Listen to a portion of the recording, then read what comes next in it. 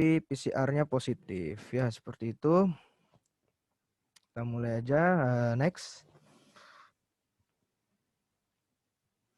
Ya, seperti kita ketahui, sebelumnya kita harus tahu ya, corona itu apa. Jadi coronavirus itu adalah keluarga besar virus yang menyebabkan penyakit infeksi pada saluran pernafasan. Jadi dia menyerang saluran pernafasan sehingga keluhan yang bisa didapat kalau misalkan pasien itu terkena corona adalah paling sering batuk, pilek, demam biasanya kalau gitu ya, karena ini virus. Kemudian untuk corona sendiri ini yang biasanya bikin sakitnya agak serius itu ada dua ya, biasanya MERS dan SARS. Kebetulan yang kita di Indonesia ini adalah SARS-CoV-19 gitu ya. Nah, terus kemudian corona ini diketahui dikatakan pandemi oleh WHO sekitar bulan Maret 2020 ya gitu ya. Yuk next slide. Ya, ini kita bisa lihat per tanggal 30 Januari ya. 30 Januari 2021. Kita lihat data di Indonesia ini sudah 1 juta lebih yang terkonfirmasi. Dengan yang sembuh belum. Balik dulu. Ya, terkonfirmasi ada 100 juta, kemudian yang sembuh ada 862.000. Yang meninggal dunia sekitar 29.000 ya. Jadi bisa disimpulkan bahwa yang meninggal dunia daripada yang sembuh itu lebih banyak yang sembuh ya. Tuh, yuk next. Oke. Ini kita bahas langsung pada intinya saja ya. Jadi pada pasien yang sekarang semuanya dirawat entah di Indrapura ataupun di mana namanya Asrama Haji ataupun di Wisma Atlet, di tempat isolasi manapun di seluruh Indonesia itu adalah pasien dengan konfirmasi. Nah, bisa dilihat bagan yang di bawah itu. Nah, kita harus tahu dulu konfirmasi itu apa sih dokter? Nah, konfirmasi itu adalah pasien ya, kondisi pasien itu yang dinyatakan positif COVID tapi harus ada PCR-nya. Ya. Jadi kalau masih pakai antigen berarti belum tentu positif COVID ya. Antigen bisa mengarah ke COVID tapi untuk diagnosa tetap pakai PCR ya, seperti itu.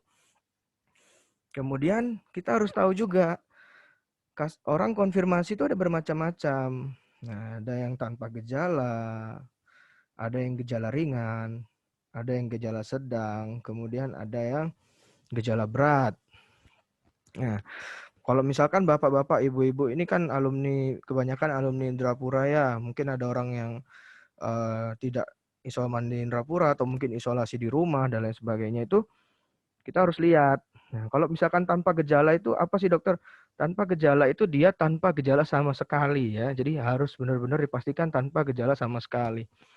Terus kemudian kalau gejala ringan itu dia gejala ringannya seperti apa dok? Apakah misalkan hilangnya penciuman itu termasuk gejala ringan? Apakah tidak bisa merasakan itu masuk gejala ringan? Ya itu juga bisa. Tapi kalau misalkan saya baca di Kemenkes ini, P2P ini yang terbaru, gejala ringan itu dia yang ada gangguan pernafasan, misalkan kayak batuk, kemudian pilek, kemudian demam, kemudian nyeri otot, nyeri sendi. Nah, itu masuk yang kategori gejala ringan. Kalau gejala sedang dia bertambah lagi, mungkin ada tambah seseknya agak berat, seperti itu. Terus bisa dilihat juga dari saturasi oksigennya misalkan. Kalau misalkan sudah saturasi oksigennya misalkan kita cek ternyata di bawah 90, nah itu masuk gejala berat. Dan harus dirujuk ke rumah sakit kalau sudah gejala berat. Kalau gejala ringan bagaimana dokter? Kalau tanpa gejala bagaimana dokter? Kalau gejala ringan, sedang, dan tanpa gejala itu bisa sebenarnya isolasi di rumah. Ya. Jadi bisa isolasi di rumah, bisa juga isolasi di Indrapura, bisa juga isolasi di Wisma Atlet, atau di Asrama Haji, atau dimanapun, sama saja. Nah, yang penting kita harus pantau kondisi klinisnya. Ya, jadi kondisi klinis itu penting. Kalau misalkan ada perburukan, segera kontrol ke fasilitas kesehatan yang memadai, seperti itu. Terus, apakah butuh dok PCR lagi kalau misalkan kita kategori ringan, sedang, dan tanpa gejala? Kalau misalkan ada Bapak Ibu OTG, ini aturan yang Permenkes revisi yang terbaru, itu sudah tidak perlu PCR evaluasi sebetulnya ya. Jadi langsung saja, yang penting sudah selesai masa isolasinya, masa menular sudah lewat, kemudian gejala sudah bebas, nah itu bisa kita katakan sembuh ya. Dan selesai isolasi, itu bisa dilihat di kanan bawah itu, nah, dan sembuh ya. Baru kita follow up dengan PCR paling enggak negatif 1 kali. Kemudian kita pantau juga klinisnya. Seperti itu ya. Yuk, next.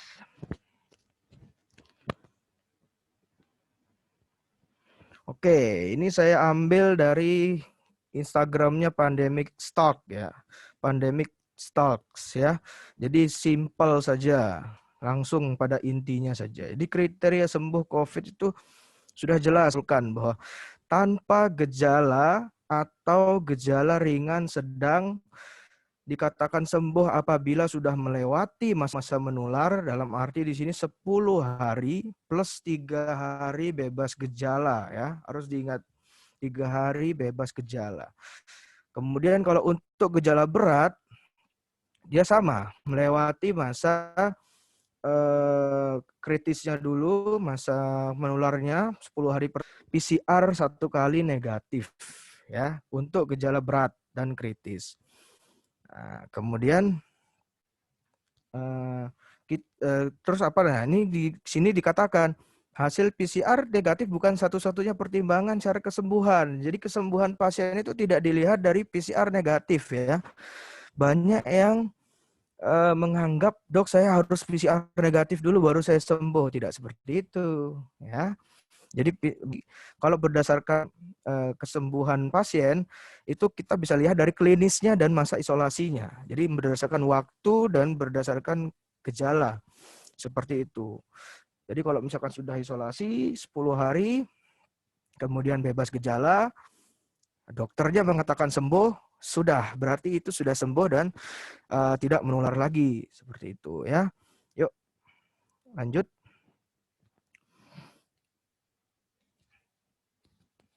Sebelumnya, oke, ini yang sering ini ada di Instagram adalah negatif, atau kebaliknya, negatif adalah sembuh. Padahal bukan seperti itu. Nah, jadi jangan sampai mindset kita itu mengatakan bahwa oh saya belum negatif dok, berarti saya belum sembuh nih dari COVID. Enggak, ya. Belum tentu yang negatif itu sembuh 100%. Sebaliknya, belum tentu yang positif COVID itu atau positif PCR-nya itu sakit 100%. Enggak gitu ya. Lanjut.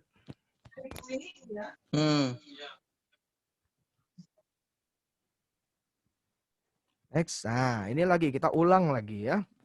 Sumbernya juga dari WHO, Kemenkes, dari CDC, dan dari pedoman tata laksana ya. Jadi sudah banyak sumber-sumber yang menjelaskan bahwa nih masa menular artinya masa di mana seorang masih menularkan orang lain meskipun gejala sudah hilang ya. Ini masa menular ini adalah masa-masa di mana 10 hari pertama seperti yang saya katakan di video yang saya viral itu. Nah, pada saat 10 hari pertama itu adalah masa-masa kritis dan masa penularan COVID-nya. Terlepas dia mau gejala ringan, mau gejala sedang, mau gejala berat, sama. Ya, sama-sama menular pada 10 hari pertama. Jadi 10 hari pertama itu mutlak hukum untuk isolasi. Ya. Seperti itu. Kemudian kenapa kok OTG ini berbahaya? Karena biasanya orang-orang yang tidak punya gejala, dalam arti di sini OTG, mereka akan merasa bahwa dirinya itu sehat 100%. Jadi lalai dengan protokol kesehatan ya. Oh, swab saya negatif kok. Saya belum, padahal dia belum pernah cek ini. Belum pernah cek PCR. Akhirnya keluarlah makan-makan dan lain sebagainya, nggak jaga protokol, ternyata Nanti pada saat dicek, temannya dia ternyata atau saudaranya dia atau keluarga dia positif COVID, terus dijauhin. Padahal sebetulnya impostornya dia dulu yang positif. Dia yang menularkan ke yang lain gitu. Terus akhirnya dia yang menjauhi saudaranya itu. Dibilang kalau, ini COVID, ini COVID. Nah, itu yang bahaya OTG ya. Kemudian sembuh bila sudah melewati masa menular. Dalam arti di sini 10 hari pertama ya. Terus ditambah dengan gejala sudah hilang minimal 3 hari. Gejala di sini yang dimaksud adalah batuk, pilek, demam, sesak ya. Kemudian hasil lab lain atau radiologis membaik. Nah, kalau di Rumah Sakit Lapangan Indrapura kan kami jarang ya Bapak Ibu di observasi laboratorium dan lain-lain kecuali kondisinya memburuk ya. Jadi harus bangga karena sudah sembuh, dinyatakan sembuh dari Indrapura, tidak usah parno lagi dengan yang namanya COVID seperti itu ya. Kemudian sembuhnya itu harus berdasarkan penilaian klinis dokternya ya. Yuk lanjut. Nah, ini kita lihat. Masa menular infeksius COVID itu kapan sih, Dok? Nah, ini bisa dilihat ya. Berdasarkan Public Health dari Kanada ya. Saya ambil dari Instagram Dr. Ning juga. Ini pada saat 10 hari pertama itu kita bisa mengetahui bahwa kultur virus itu terdeteksi ya. Jadi gejala ringan itu 8 sampai 10 hari ya. Pertama itu adalah penularannya ya. Kemudian untuk gejala berat menular itu 18 hari sampai 32 hari pertama. Ya, tapi tidak mutlak ya, 18 sampai 32 hari pertama itu maksudnya harus kayak gitu, tidak. Sesuai dengan kondisi pasien juga. Terus kemudian kan COVID ini adalah virus ya, virus yang bersifat RNA. Jadi ketika pada saat kulturnya itu terdeteksi di 10 hari pertama, nah itu adalah masa-masa menularnya. Kemudian setelah lewat 10 hari, lewat 14 hari sudah isolasi, virus itu akan lama-lama dia akan berkurang. Lama-lama dia akan menurun jumlahnya dalam tubuh. Kemudian penularan itu akan turun sekitar 88% kalau nggak salah ya. Sekitar 80-an% itu menurun pada 10 hari. Kemudian akan berkurang 95% pada 15 hari. Ya, kalau untuk gejala ringan sedang. Kemudian kalau untuk gejala berat itu dia kurang lebih sekitar 20 hari sudah berkurang penularannya ya. Seperti itu. Kemudian ini PCR mendeteksi RNA. Jadi PCR itu bisa mendeteksi RNA virus sampai kurang lebih lihat 83 hari atau dalam ini kita pukul rata aja 3 bulan ya, sekitar 3 bulan tuh bisa terdeteksi positif COVID PCR-nya ya, tes PCR-nya. Jadi belum tentu yang PCR positif itu adalah sakit seperti itu ya. Yuk next. Nah, ini dia quotes yang paling bagus ini ya. Saya ambil nih, coba lihat. Swab negatif belum tentu menunjukkan kesembuhan. Jadi yang paling penting itu adalah melewati masa isolasi ya. Melewati masa isolasi dan masa menular ya. Jadi tergantung apa kategorinya Anda pada saat Anda masuk ke Indrapura atau tempat isolasi lainnya seperti itu. Terus nih lebih penting adalah melewati masa isolasi daripada hasil swab negatif. Jadi janganlah cari swab negatif. Berhenti punya mindset mencari swab negatif. Carilah kesembuhan ya. Karena sembuh itu lebih penting daripada swab negatif. Seperti itu. Ini juga bisa nanti setelah webinar ini mungkin bisa memberitahu kantor-kantornya dan lain sebagainya. Coba next dulu. Nah, terus saya tanya nih, saya ambil juga dari Pandemic Talks nih. PCR positif terus, apakah sakit terus? Terus kalau misalkan kita PCR positif terus, apakah kita tidak boleh bertemu dengan keluarga kita? Apakah kita tidak boleh masuk kerja? Apakah kita tidak boleh masuk kuliah? Terus kemudian efek lagi, uang kita habis untuk tes PCR. Sementara tes PCR itu berapa sih jumlahnya? Kan lumayan tuh mengocek uang. Kalau misalkan satu bulan ngecek 4 kali aja, udah berapa, ya kan? Coba next.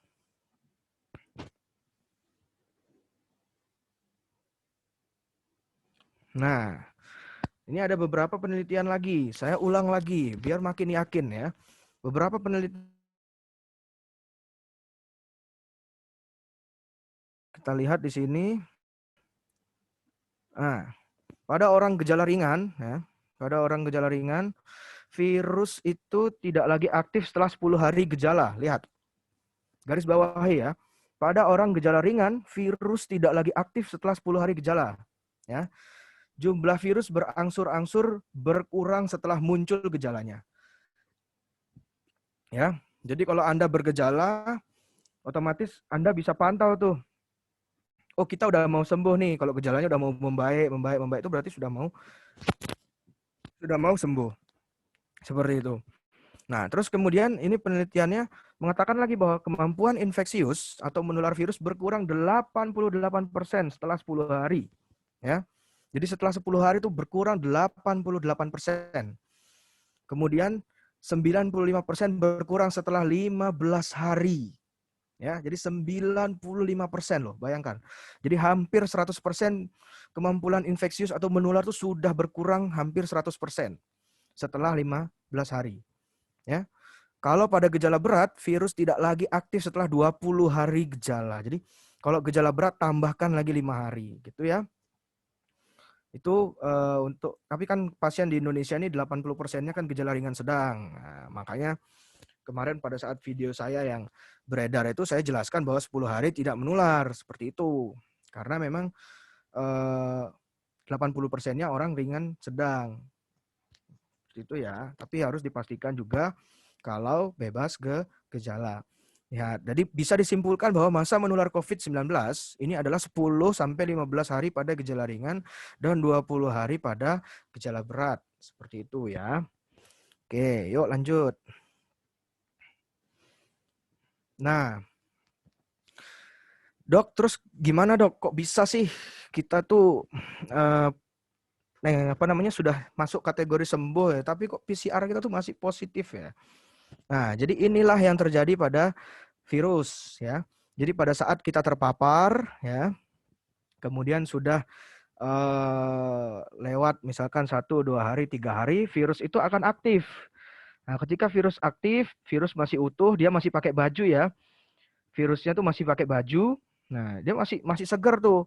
Ibarat Iron Man atau Spider-Man masih ada kekuatannya. Nah, ini virusnya aktif. Jadi dia menyerang tubuh, kemudian tubuh itu merespon dengan cara muncullah keluhan. Tuh ada virus masuk di tubuhku. Aku tak demam wis gitu. Aku tak demam aku tak nafsu makanku tak turunin kayak gitu. Ya. Kemudian kalau sudah lebih dari masa menular, dalam arti kan tadi saya jelaskan masa menular COVID itu sekitar 10 hari kan. Nah, kalau sudah lebih dari 10 hari dia kan sudah menurun tuh penularannya. Yang terjadi adalah yang di tengah atau yang di sebelah kanan. Jadi virusnya akan rusak, dibunuh oleh sel imun kita ya, sehingga terbentuk antibodi. Kemudian ada sisa-sisanya, ada sisa-sisa bangkainya.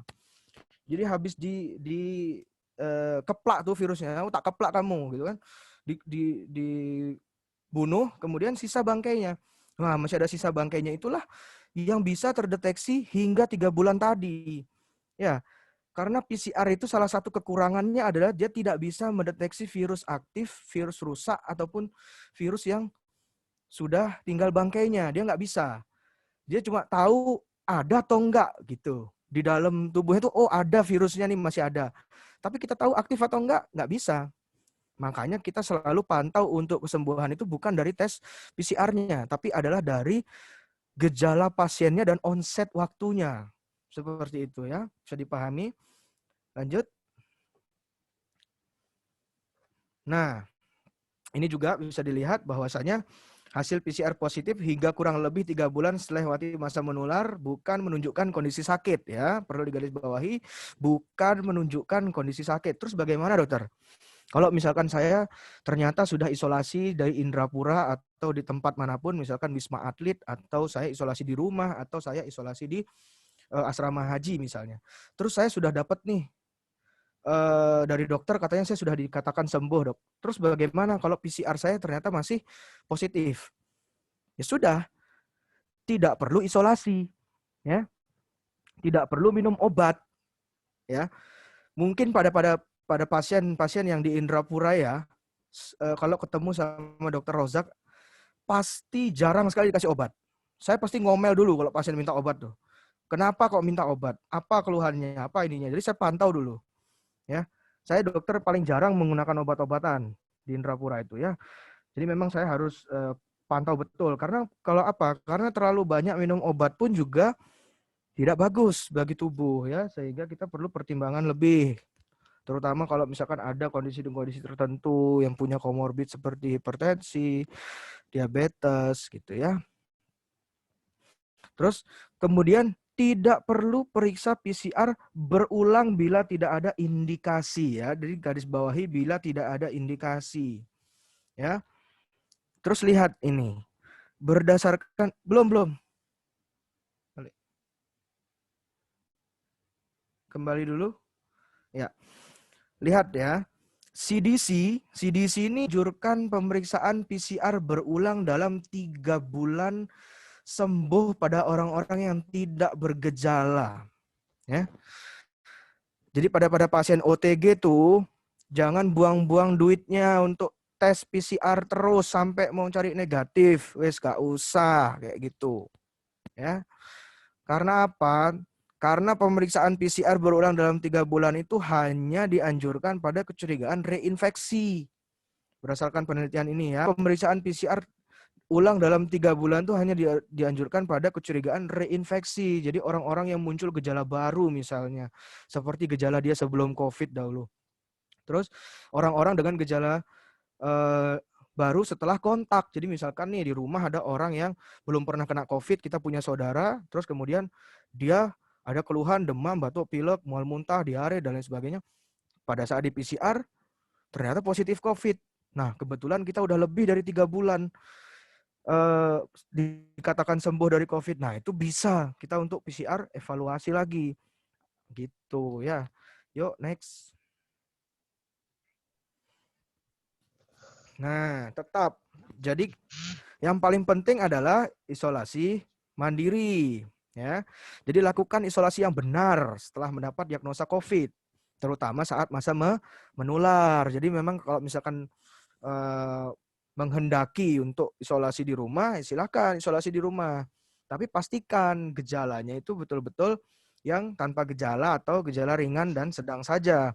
Kalau gejala berat ya harus di rumah sakit. Kalau gejala sedang ke Indrapura boleh. Gejala ringan juga ke Indrapura boleh. Tapi kalau OTG mau isolasi di rumah, enggak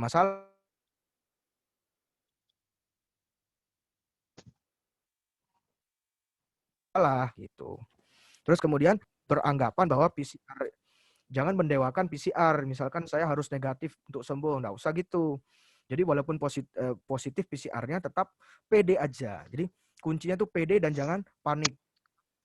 Jangan pernah panik. Saya kepikiran dok, saya belum sembuh nih, PCR saya positif. Enggak.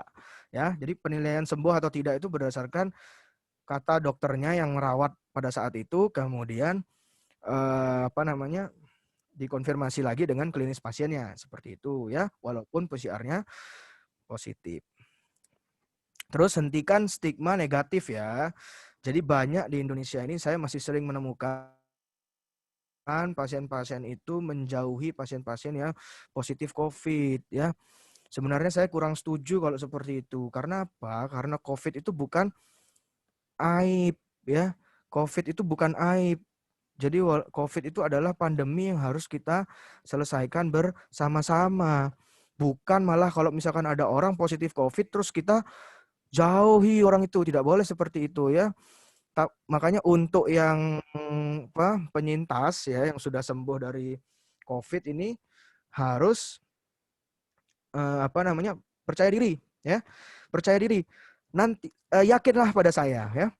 Saya sering mendapatkan, jadi orang itu belum pernah kena COVID, dia menjauhi itu. Dia menjauhi orang yang sudah pernah COVID. Tapi pada saat dia positif COVID, percayalah, Anda duluan ya, survivor ini yang dicari sama COVID-nya. Sama orang yang kena COVID itu. Sebelum ke dokter, dia pasti menghubungi Anda dulu. Apa gejala COVID-nya? Gimana sih kamu waktu kena COVID dan lain sebagainya itu. Jadi jangan minder ya. Banggalah karena sudah pernah kena COVID. Boleh berbangga diri ya. Gitu. Ibu Maria Dwi sih bisa di silent ya. Oke, lanjut.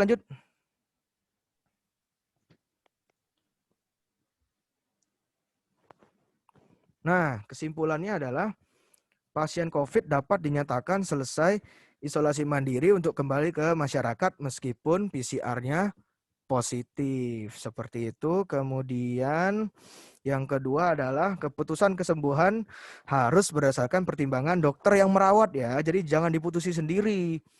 Oh, kata dokter Rozak, kalau udah 10 hari, terus misalkan bebas gejala, terus saya udah sembuh. Jangan begitu. Kalau Anda punya kontak dokter, siapapun itu dokter, silakan Anda hubungi. Apakah betul dok, saya ini sudah selesai isolasi saya dan saya sudah sembuh, saya sudah nggak ada gejala, saya sudah seperti ini. Anda ceritakan. Saya pun seperti itu. Jadi saya juga di grup alumni itu sering membalas komentar-komentar. Walaupun memang slow respon ya, tapi saya mohon mohon maaf kalau misalkan slow respon. Tapi saya usahakan kalau misalkan ada yang berkeluh, biasanya langsung mengontak saya pribadi dan lain sebagainya itu saya balas seperti itu. Jadi saya tetap pantau walaupun dia sudah sembuh ya. Jadi tetap harus lapor ke dokternya ya. Next.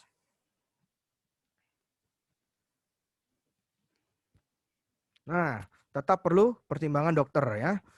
Karena setiap pasien itu unik. Nih, lihat ya. Setiap pasien itu unik dan tidak sama persis dengan panduan yang ada. Jadi jangan dipukul rata. Bapak Ibu semua misalkan sudah masuk kriteria sembuh. Terus saya muncul gejala ini, gejala A, B, C, D. Beda-beda. Ya. Jadi jangan disamakan. Dan kemudian jangan ikut-ikutan. Misalkan nih, ada Bapak A.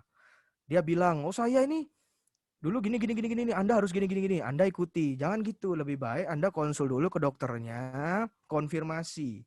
Dokter, saya ini diberikan oleh teman saya saran seperti ini. Apakah betul saya harus seperti ini? Apakah betul yang saya lakukan seperti ini? Nanti dokternya yang menjawab. Gitu loh. Ya. Jadi semua itu berdasarkan keputusan dokter ya. Bukannya diputuskan sendiri gitu ya. Ayo. Lanjut.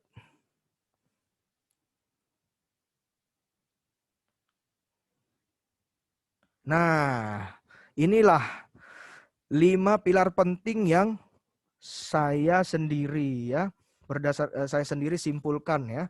Jadi kita tuh lebih baik mencegah daripada mengobati. Ya. Kalau belum pernah kena COVID, lebih baik cegah jangan kena COVID. Ya, cegahnya gimana? Dengan cara protokol kesehatan itu yang paling penting. Ada 3M. Ada yang bilang 5M. Ada yang bilang 7M. Itu mau ditambahin sampai M100 juga saya nggak peduli. Yang penting harus pakai masker. Ya, harus pakai masker, harus menjaga jarak, harus menghindari kerumunan, kemudian mencuci tangan, sama membatasi mobilitas. 5 aja yang penting saya tekankan. Tapi sisanya mau ditambahin sampai 100M, misalkan mendekati diri sama Allah, kemudian menambah relasi, mau apa, itu saya nggak peduli. Silakan terserah Anda. Anda mau tambah M-nya sampai beribu-ribu M juga monggo ya. Yang penting 5M ini ya. Terus kemudian nutrisi harian harus terpenuhi ya. Makan 3 kali sehari. Saya selalu pesan pada pasien-pasien yang pulang dari Indrapura, makan 3 kali sehari. Jangan males makan. Terus saya memang kalau kena COVID nafsu makan saya turun, pasti. Karena COVID itu adalah sakit virus, sama aja virus manapun, mau virus DBD, mau virus tipes, sama aja pasti nafsu makannya turun. Namanya kita ada benda asing masuk kok, ya pasti respon tubuhnya kayak gitu, lidahnya pahit ya, kemudian nafsu makannya turun, terus mual, ada muntahnya juga. Terus kalau misalkan kayak gitu, apakah kita lemah ya? Lemah dalam arti ya udah wes, aku ini sakit, aku nggak mau makan. Tambah drop pasti. Percaya sama saya, tambah drop pasti Anda.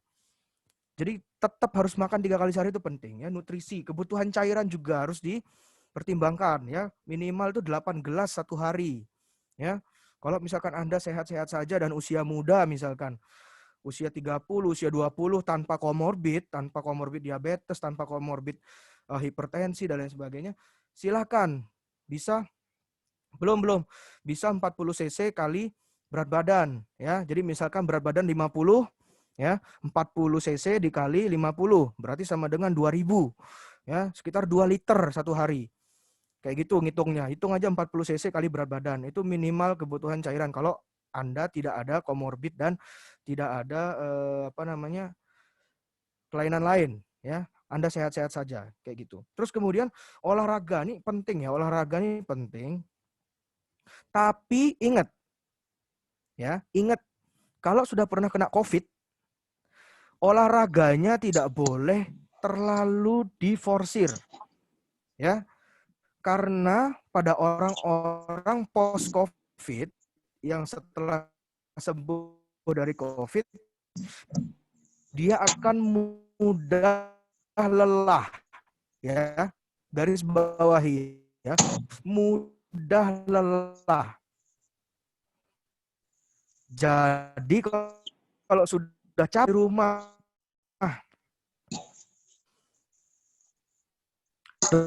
dokter ngechat sama saya nih, dokter, ternyata saya itu loh di rumah itu kemarin kan sudah dibilang sembuh ya sama dokter ya. Terus kenapa Bu? Ditanyakan ya. Jadi jangan muluk-muluk obat yang dipikir ya. Cobalah dulu dengan hal yang simpel, misalkan seperti minum air hangat.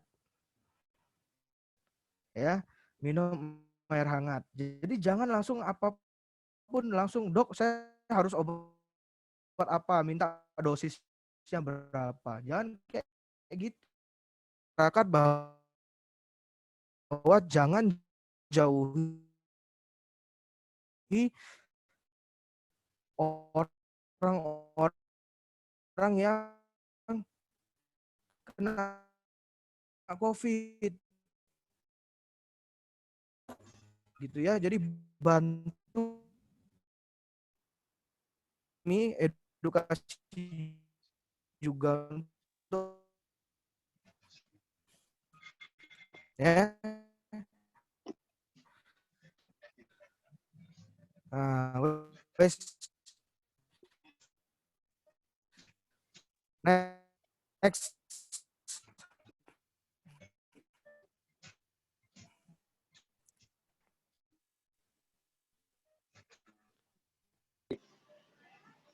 Terima kasih penjelasan. Terima kasih penjelasannya. Pasien-pasien yang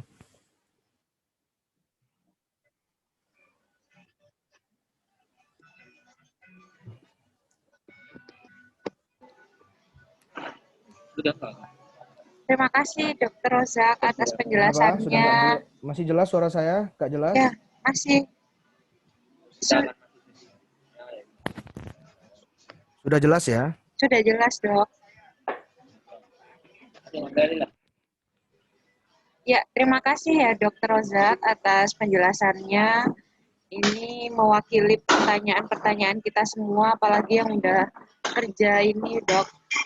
Jadi langsung aja kita adain sesi tanya jawab ya, Dok. Boleh Bapak Ibu yang mau bertanya, silahkan monggo langsung dinyalain aja mic-nya atau ditulis aja di kolom chat, boleh.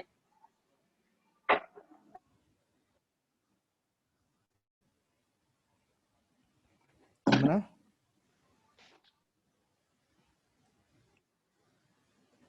Halo? Putus-putus. Saya atau siapa nih yang putus-putus nih, saya atau adminnya ya? Halo, cek. Adminnya, Dok. Adminnya. Halo? Masih putus-putus kan, Bapak Ibu? Dua-duanya ya putus-putusan.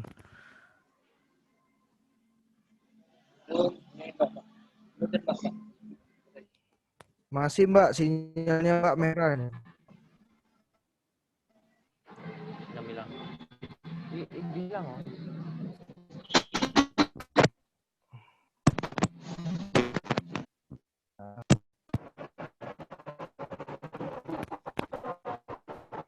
Halo, Sebentar, Mbak.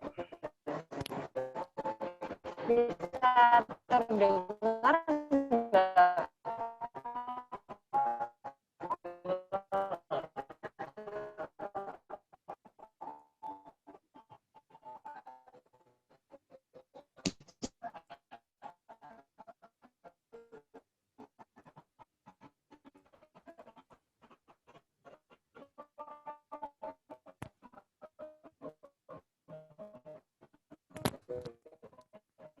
Ini kayaknya hostnya yang nggak jelas ya. Suara saya jelas ya.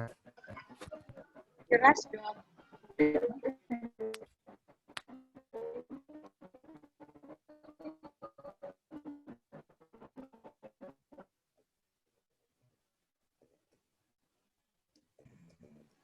Halo? Dengar. Enggak. Udah kedengar ya? Sudah jelas ya?